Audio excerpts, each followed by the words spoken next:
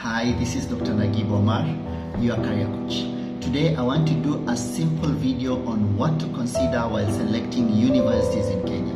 There are several aspects you can choose from, but for the purpose of this video, I have 5 main points for you to consider while selecting any university in Kenya. Number 1 is the reputation and standing of these universities. Well, we know that we have both private and public universities. We have those universities that have been there a long time ago, reputable ones, and we know for certain standing, we know for certain courses that they offer. Like for instance, we know if it is medicine, if it is law, we know the specific universities that are good in those particular courses. While still, we know that we also have current or new universities that just came up.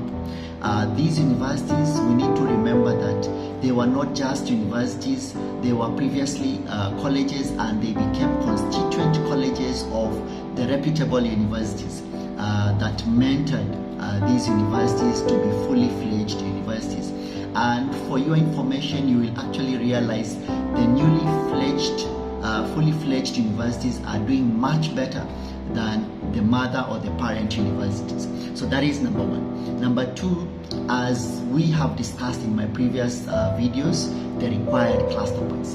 Now, the required cluster points are very important, and for this consideration, remember that different universities will require different cluster points. We may have some universities requiring, let's say, a business related course of up to 40 points, while other universities require only 30 or 28 points.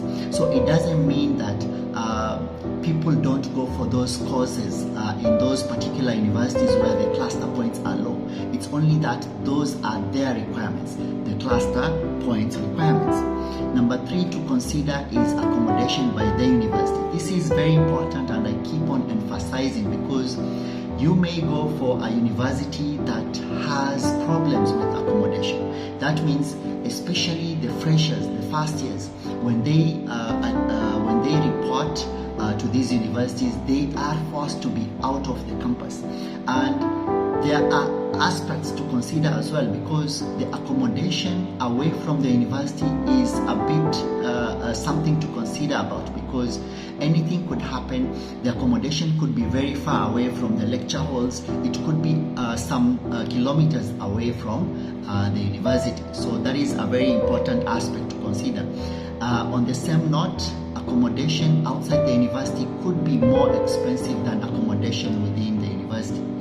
Number 4 to consider is the job market. Now, it is important that you choose a career that, apart from being interested in, that course has what we call a job market out there.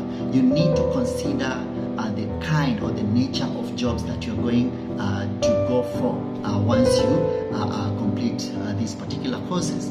Having said that, like for instance, when you consider taking medicine or other courses that require you to work in shifts, remember, you need to consider that, because later in the future you may be having a family, and you need to actually balance family and work. The last point which I want to look at is career progression. Now, it is very important that you do a course that will actually motivate you to progress in your career. Do a course that you can actually long for to do postgraduate levels after the first degree. So having said all these points, it is important. There could be many other reasons to consider from, but I believe these are the main 5